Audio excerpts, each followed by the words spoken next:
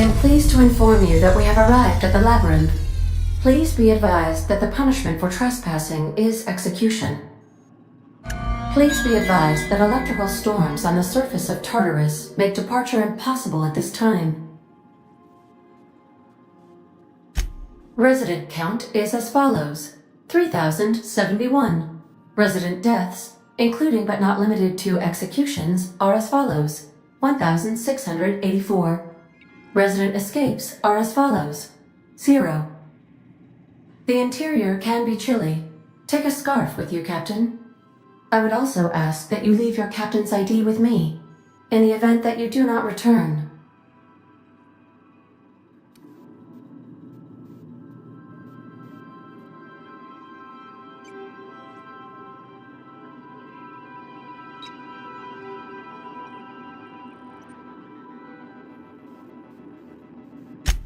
I can make the assurance that I will not leave with another captain unless you do not return within 876,541,652 hours. Oh, speak of the devil. Captain, I am receiving a transmission from the prison's docking authority now. Attention, unauthorized spacecraft. This is a maximum security installation. Your presence here is an explicit violation of UDL corporate policy. You are hereby confined to your docking platform until a ticket detailing your crimes has been filed and notarized, at which point your vessel will be seized and you will be executed.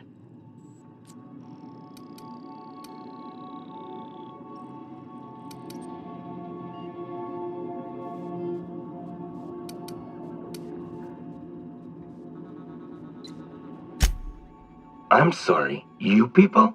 Did you just cast a generalization on upstanding UDL employees? That's a fine of 200 bits. You're up to 5,708, not including the cost of your execution and the disposal of your remains, which will be assessed posthumously.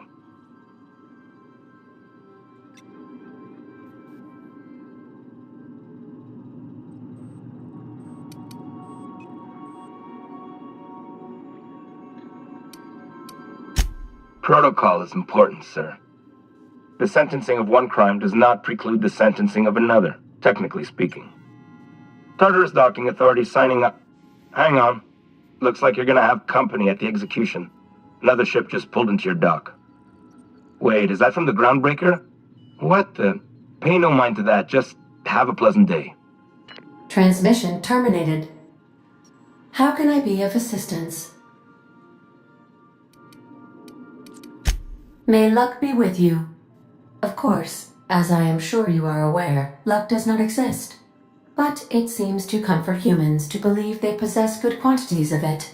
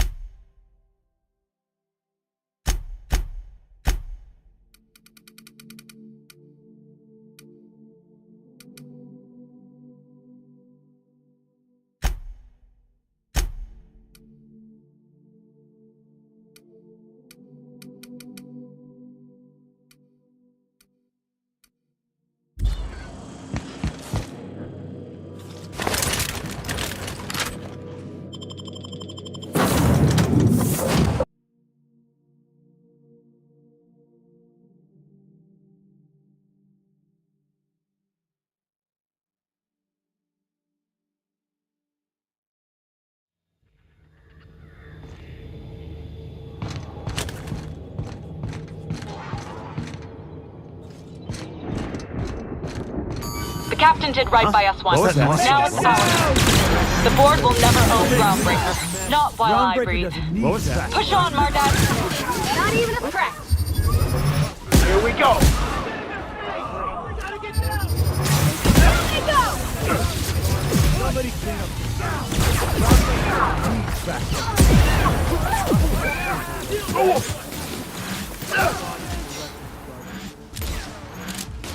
That's the last of them. Waste of time. Groundbreaker doesn't need trash like you.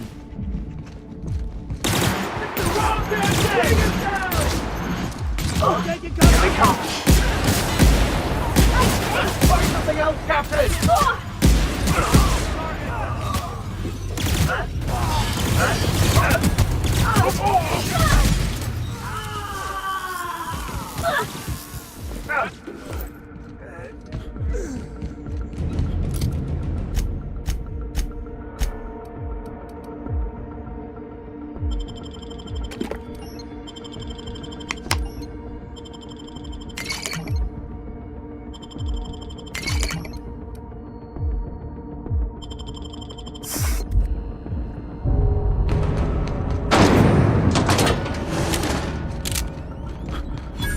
I call this place the Labyrinth. Perhaps we should all meditate on that as we make our descent.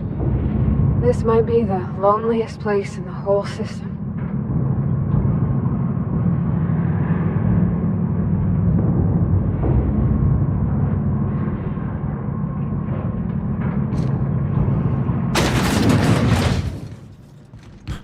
I suppose it would be too late to back out now, huh? Fear not, Captain. I'll watch your back.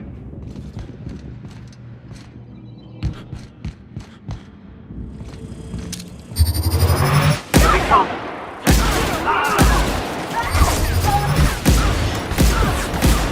That's one down!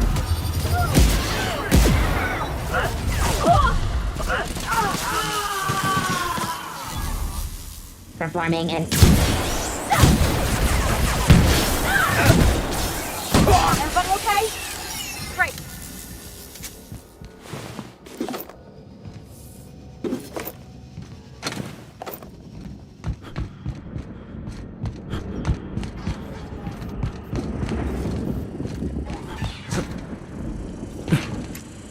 Try me?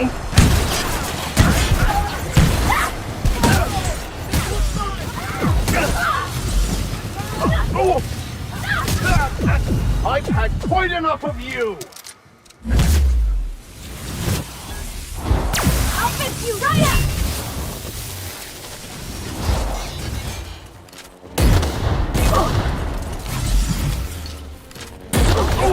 You got it, Captain!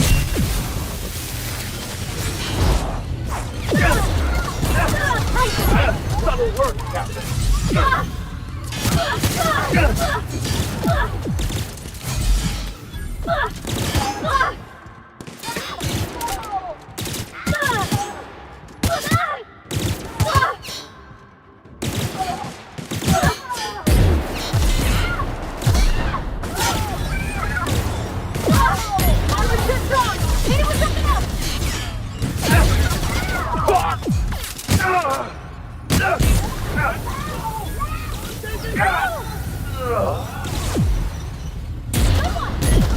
Everyone all right?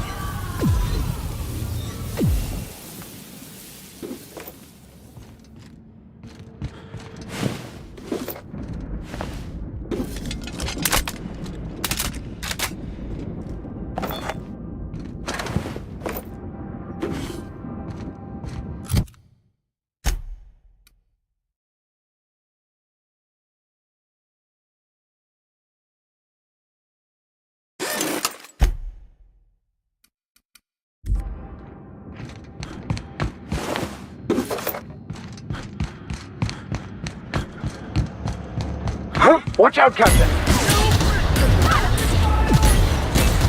Performing in area. Get him behind cover!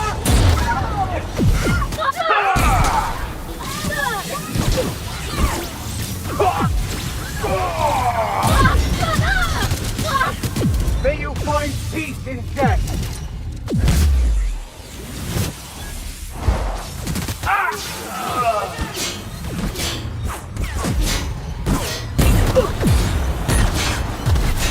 Reloading!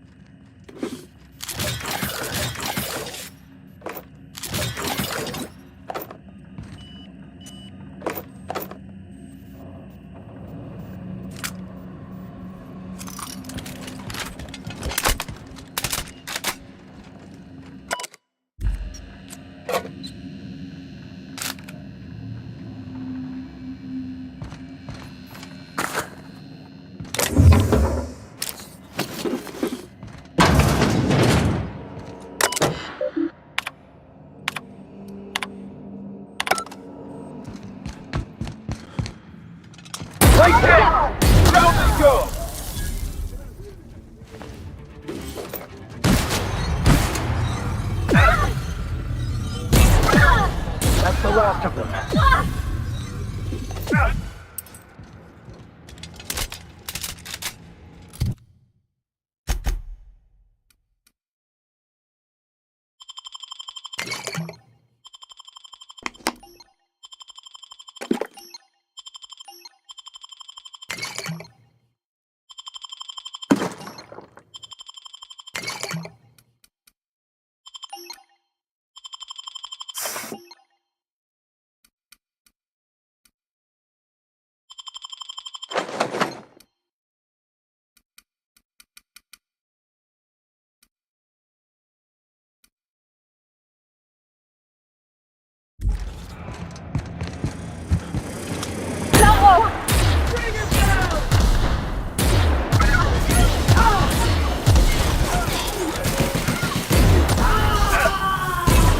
Nice one, Captain!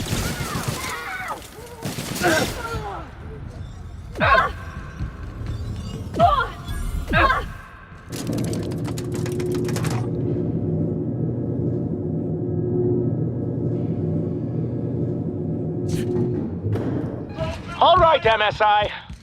I'm not one for arguing speeches, but the captain needs our help. So get in there and fight! Here's a little trick I learned in prison.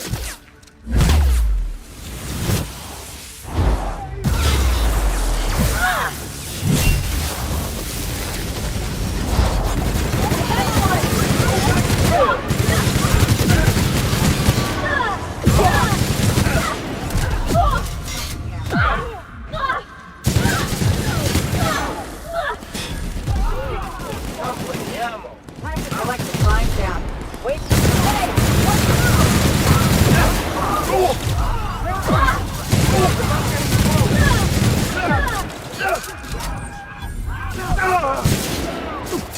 Oh no, poor body's been hurt!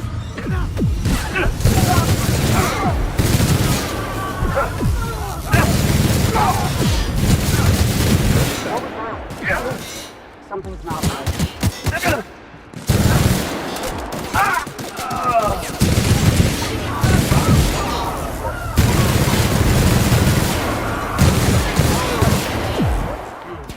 Thought I saw something.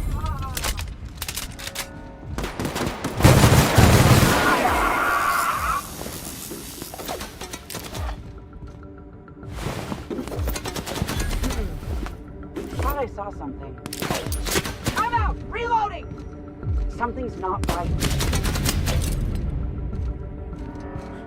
What was that? That's odd. Something's not right.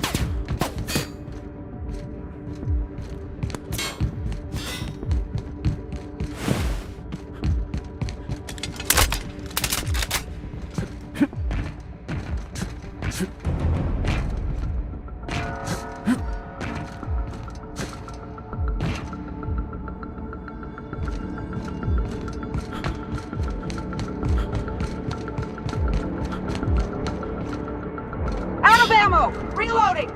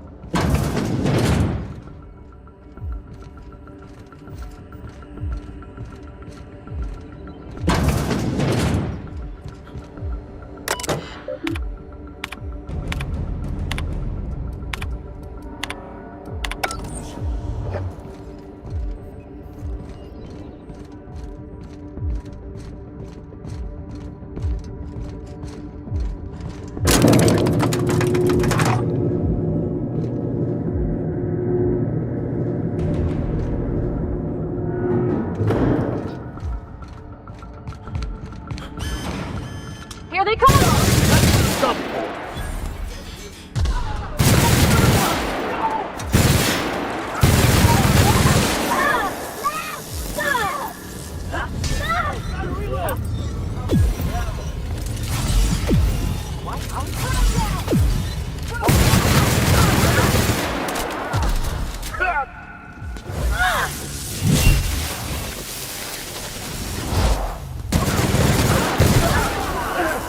That's the last.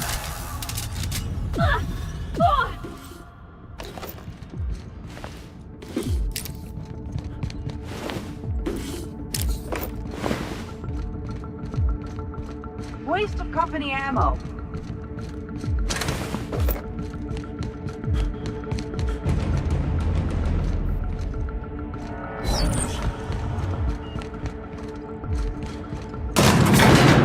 Really doing this, huh? Everything in my life has been leading up to this point. I believe I am ready for this. After all you've done, all the work you've destroyed, all the money you've cost me, your misguided crusade has doomed Halcyon.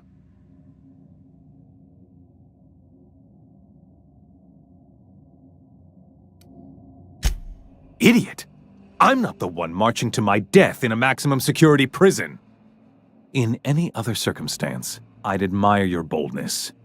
In this one, however, I have only 2 words for you. Fuck off.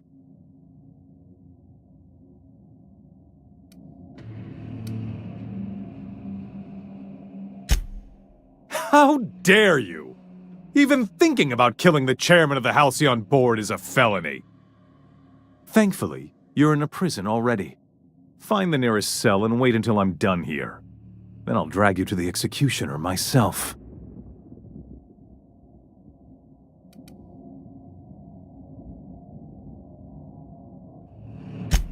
Is that sarcasm? Do you know what I do to people who employ the lowest, most base form of humor? I fire them. Alas, as you are woefully unemployed, I'll have to do the next best thing and have you killed. In the next room is the finest automechanical purveyor of death ever made. Try not to scratch the paint with your skull, it was fucking expensive.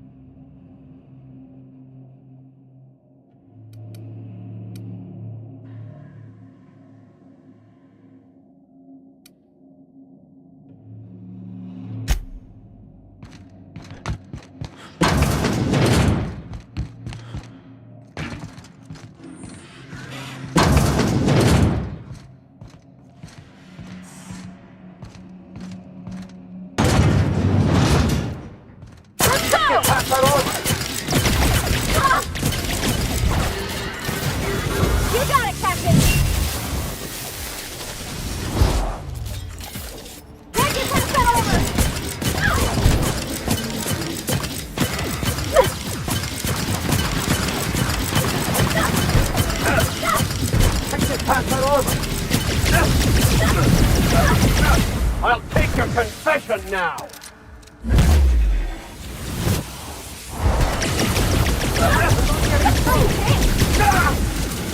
Everyone all right?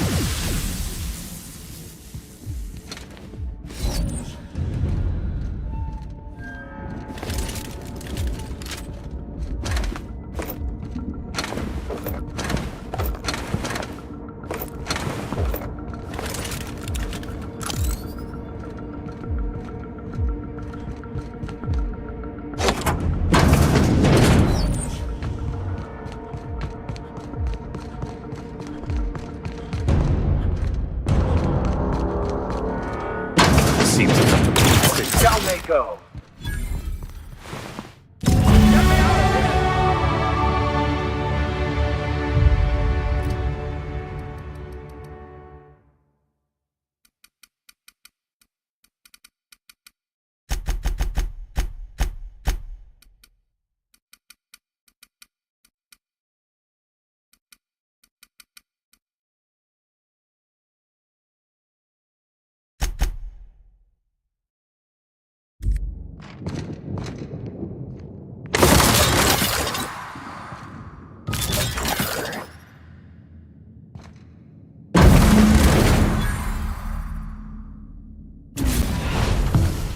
You don't know how glad I am to see you. You lunatic. You broke into the board's own fortress and killed the chairman just to rescue one doddering old man? You are absolutely out of your mind, and I can't begin to thank you enough.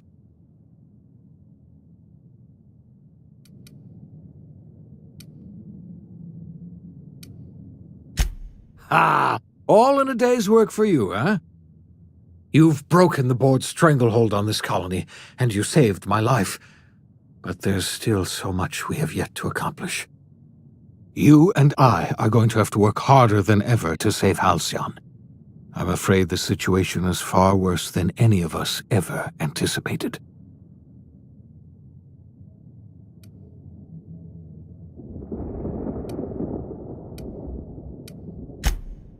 Earth has gone dark. We haven't received a single message in 3 years. There's been no communication, no signals, nothing.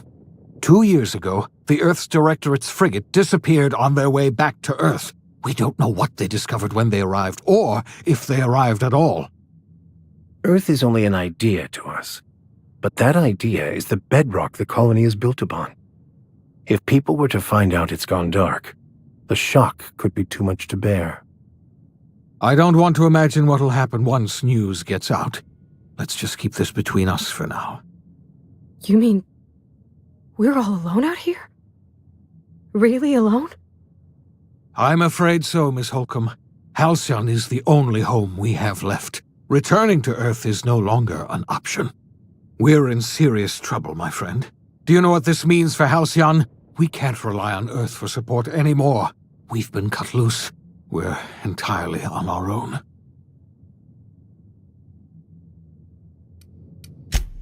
Yes, we do. You've done a marvelous thing. You've succeeded where anyone else would have failed, including me. We must begin the revival process immediately, starting with the Hope's brightest minds, and then we're going to fix this damn colony, one problem at a time. We're going to need a leader, and I can't imagine a better person for the job than you. What do you say, old friend? Will you help us? You won't hear a word of disagreement from me. You're the best thing to ever happen to Halcyon. If you want to take it upon yourself to lead this colony, you have my support. We're not a colony any longer, are we? Our last connection to Earth has been severed, and so we have been set free. Our future is uncertain, and no one knows what tomorrow holds. Exciting, isn't it?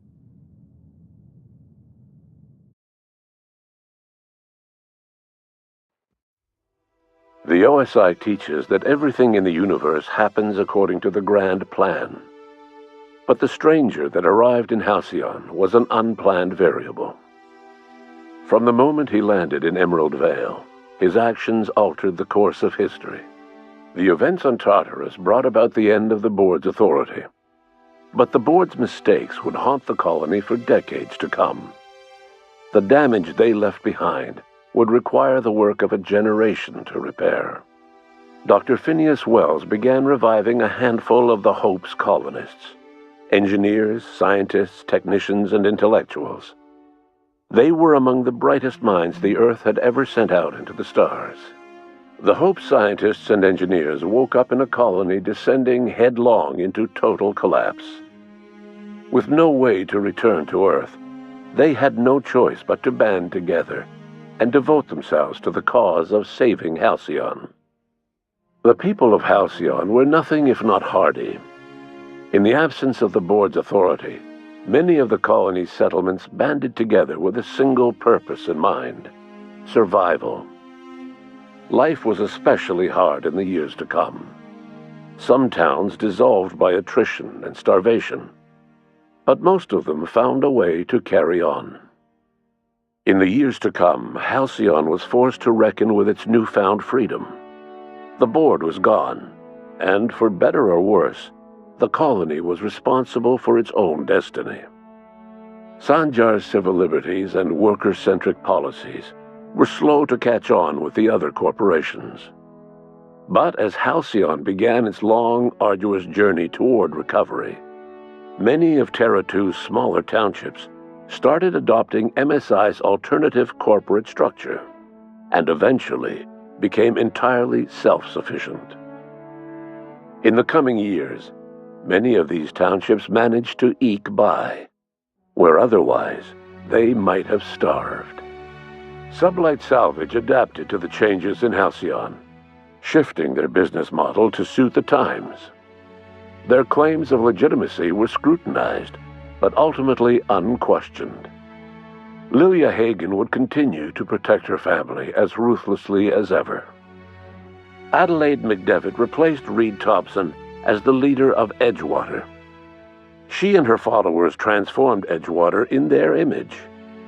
Anyone loyal to Reed was pressured into leaving town, and those who stayed behind adapted to her way of life. Adelaide transformed the old cannery into a new garden. The nearby Edgewater Cemetery provided a convenient source of fertilizer. Under the leadership of Junlei Tennyson, the Groundbreaker held firm against corporate influence. The ship's mechanical stability gave Junlei the time to educate a promising generation of engineers schooled in her family's traditions. The future of the Groundbreaker looks promising.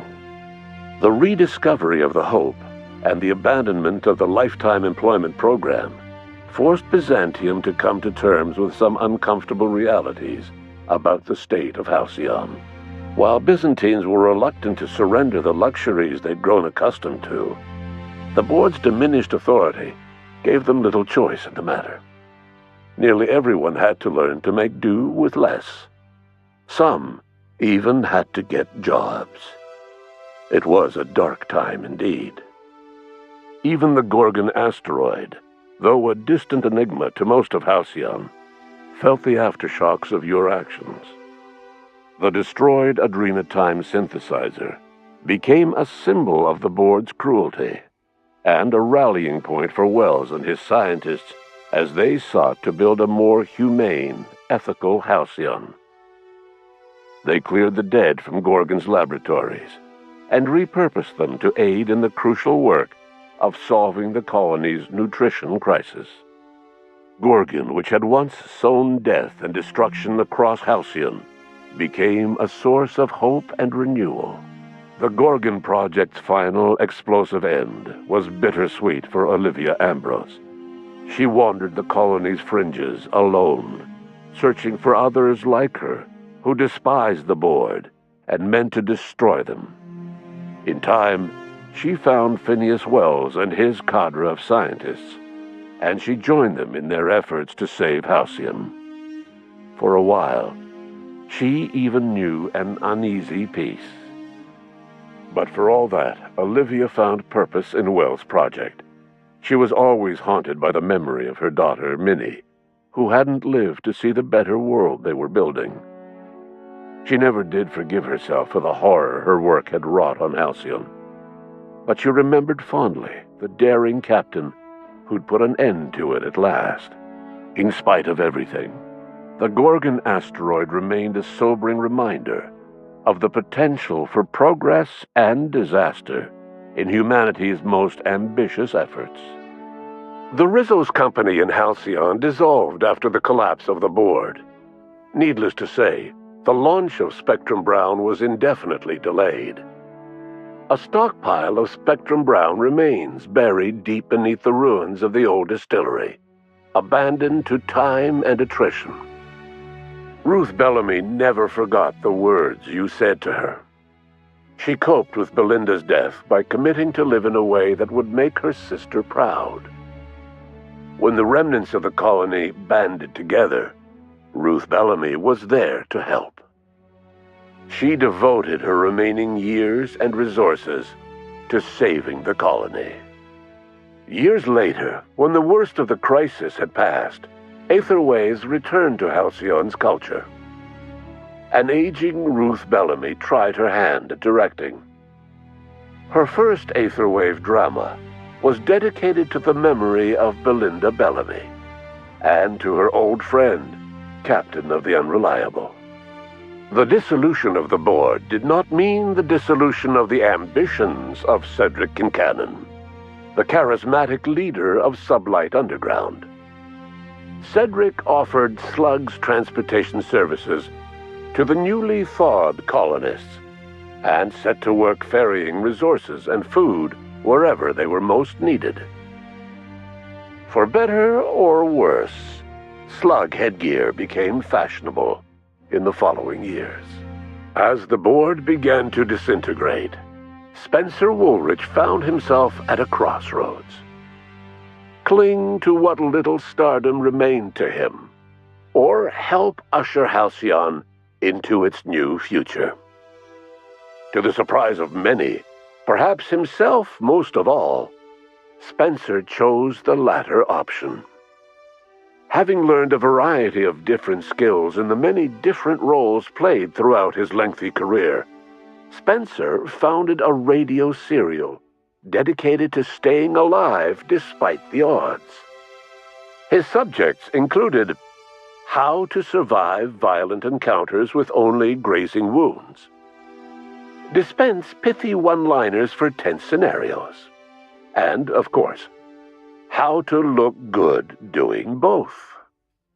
After a brief attempt at dating Helen as one person rather than two, which both Bertie and Helen found too strange, Bertie struck out on his own to try his hand at raising woolly cows. Many of his former Rangers teammates soon followed, accompanied by the woolly cow the team had originally plied with alcohol. The dairy farm thrived under Bertie's leadership and care. The Dairy Rangers privately believed that the woolly cows softened Bertie's temper considerably, although the only one brave enough to say this to his face was promptly headbutted. Due to the board's dissolution, many of the Prophet's old customers no longer found quite the same value in productivity seminars that they once had. With her business drying up, the Prophet chose to take her followers down a new path. Months later, salvagers on Eridanos found clues leading them to a seemingly abandoned bunker out in the wilderness.